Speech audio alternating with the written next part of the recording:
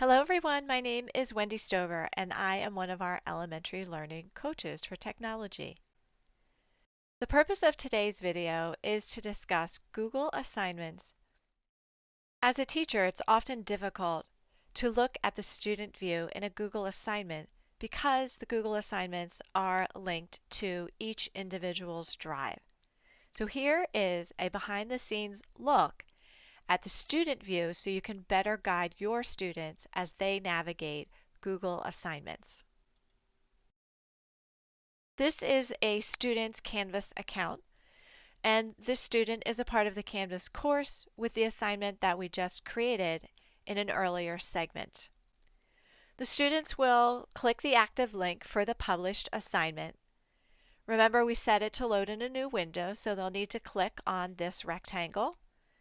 And that's going to open the Google Doc where they're going to explore the 7 Black pioneers in computer sciences. Now that it has loaded, you can see exactly what we set up over on the teacher's side.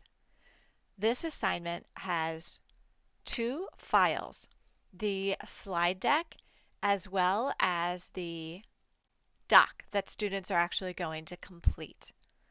So students will want to click on this link, and it's going to open this assignment for students. Students can simply click, type into the text box, and respond with their answer after they have done the first part where they're learning about the computer scientists. When students are finished, they're going to need to go back to the previous window where they are going to click Submit. Once they click Submit, notice that both of the files are being submitted to the teacher.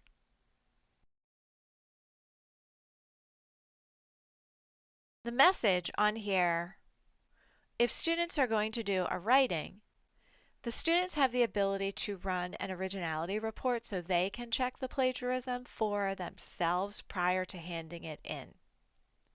Now, if a student realizes that they didn't complete something, they also have the ability here to click on Submit.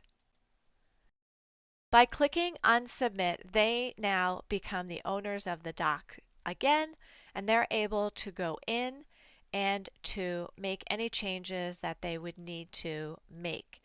Students also have the ability, if there's a file that they created, maybe you gave the students an assignment where it forced them to make a copy of a doc. They could simply go in and they could add something from their drive and attach it that way. Maybe you're asking students to create some kind of note-taking, and students could create a new doc, a new spreadsheet, or a new slide. So this is what it looks like from the student window. And then again, they want to go ahead and submit. Once students submit, the teacher becomes the owner of the doc. The teacher can now go ahead into their files and to give it a grade. And then once it's been graded on the teacher side, it returned to the students.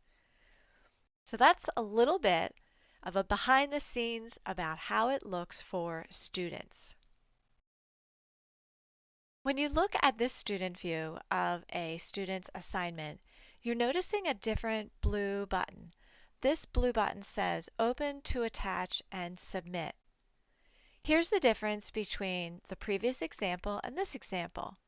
When you set up an assignment, if you click Load in New Tab, if you want the assignment to load into a new tab, you will not see this window. You will simply see in the previous example where the student just had to click on the file. This is the window that you see if you don't specify that the assignment is going to load into a new tab. So the students would simply click Open to Attach and Submit. And then from here, they're going to click that link to open it. So it really might save your students if you just click to load it into a new tab, and then that way they simply have to click the rectangle to load the assignment in the next tab, and then they click the link to open up their file. Here's a great example of some time when a student would want to add a file that they have created to go along with this assignment. So this assignment is giving them many different options of things that they can do. And so this would be an instance where when students are turning in the assignment, they would come back over here and they would either add a file from their drive or go ahead and create something new. So those are some different options and things to look out for when students are working in their Google assignment.